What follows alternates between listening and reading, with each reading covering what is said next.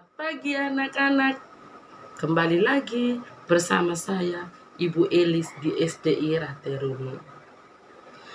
Sebelum kita memulai kegiatan kita berdoa memohon perlindungan Tuhan untuk kegiatan kita hari ini.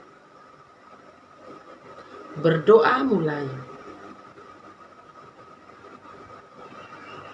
Berdoa selesai. Pada video kali ini, kita akan membahas materi kelas 4. Tema 3, peduli terhadap makhluk hidup. Subtema 1, hewan dan tumbuhan di lingkungan rumahku. Pelajaran 1. Tujuan pelajaran kita yang pertama, siswa mampu membuat pernyataan tertulis menggunakan kosakata baku dan kalimat efektif. Yang kedua, siswa mampu melakukan identifikasi masalah. Yang ketiga, siswa mampu mengidentifikasi kondisi geografis yang ada di sekitar lingkungan kita. Pada kesempatan ini, yang pertama kita belajar bersama tentang kosakata.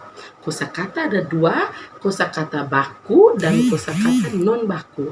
Kosakata baku adalah kosakata yang sesuai dengan kaidah bahasa Indonesia. Kosakata non baku, kosakata yang tidak sesuai dengan kaidah bahasa Indonesia. Contoh kosakata baku, apotek. Non baku, apotik. Contoh yang kedua, asas. Azas tidak baku. Contoh yang ketiga, atletik. Tidak baku, atlet. Paham anak-anakku? Sekarang kalimat efektif. Kalimat efektif adalah kalimat yang sesuai dengan kaidah bahasa Indonesia. Contohnya, yang pertama, Aris membeli pulsa untuk kakaknya. Contoh yang kedua, setiap hari Sabtu anak-anak latihan pramuka. Contoh yang ketiga, malam ini merupakan malam yang dingin. Anak-anak, di sekitar kita ini banyak terdapat tumbuhan. Di antaranya padi, jagung, ubi-ubian, pisang, dan lain-lain. Baiklah anak-anak, sekarang kita akan membahas tanaman yang sangat bermanfaat bagi kehidupan kita. Ibu ambil contoh salah satu, yaitu padi. Padi adalah tanaman yang sangat penting di Indonesia. Padi menghasilkan beras. Banyak penduduk Indonesia yang mengkonsumsinya. Padi dapat tumbuh di daerah panas dengan curah hujan tinggi. Daerah utama penghasil padi yaitu pertama Jawa Barat, yang kedua Jawa Timur, yang ketiga Jawa Tengah, yang keempat Sulawesi Selatan, yang kelima Sumatera Utara. Terus provinsi yang daerah Kerawang dan Jawa Barat itu dikenal sebagai lumbung padi nasional. Sekarang kita belajar bersama tentang pertumbuhan padi. Ada 3 tahap pertumbuhan padi. Yang pertama, benih. Benih atau biji padi dimasukkan ke dalam karung goni dan direndam 1 malam di dalam air mengalir supaya perkembangan benih terjadi bersama. Selanjutnya, benih-benih yang ditanam di lahan sementara. Yang kedua, bibit yang telah disiap dipindahkan ditanam ke sawah. Biji atau benih tadi akan tumbuh berkecambah hingga muncul ke permukaan. Bakal akar dan tunas menonjol keluar, lalu batangnya memanjang. Petani juga mengairi, memberi pestisida dan pupuk pada tanaman itu agar tanaman padi tumbuh subur. Yang ketiga, selanjutnya tanaman padi berbunga hingga gabah matang dan berkembang penuh, keras dan berwarna kuning. Gabah adalah bulir padi yang terbungkus dalam sekam atau kulit padi.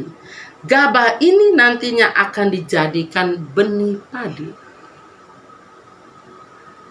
Tahap pertumbuhan padi berlangsung antara 110 hari sampai 130 hari.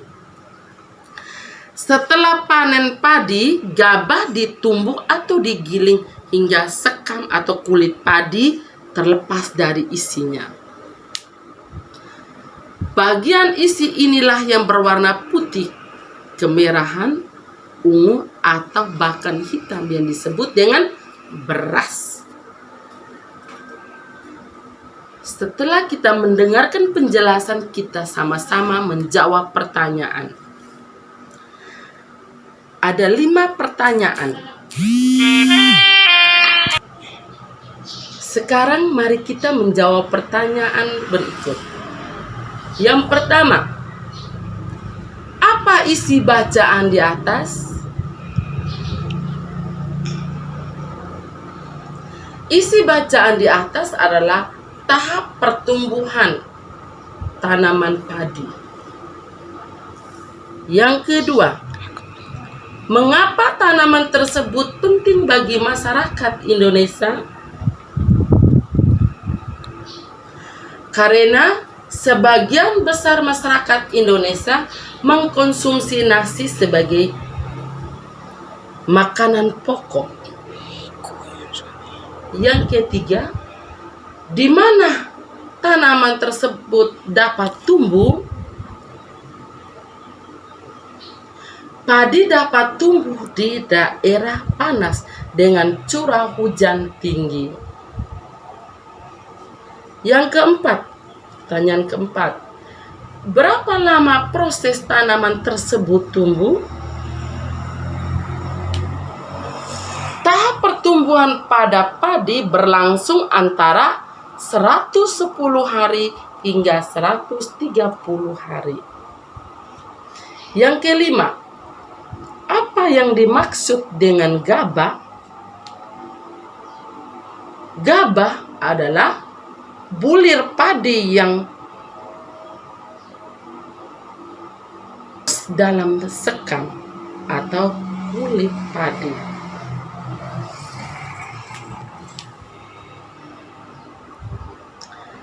Berikut ini adalah beberapa cara mempertahankan padi tetap dapat dinikmati oleh masyarakat Indonesia. Yang pertama, menjaga bibit dapat dinikmati masyarakat, menjaga bibit agar dapat ditanam kembali. Yang kedua, menjaga lahan pertanian. Yang ketiga, menjaga kebersihan lingkungan sekitar. Menjaga lingkungan sekitar itu sampah akan menyebabkan banjir. Apabila terjadi banjir, maka tanaman padi tidak akan tumbuh. Yang keempat, saluran air dijaga agar tetap mengalir. Yang kelima,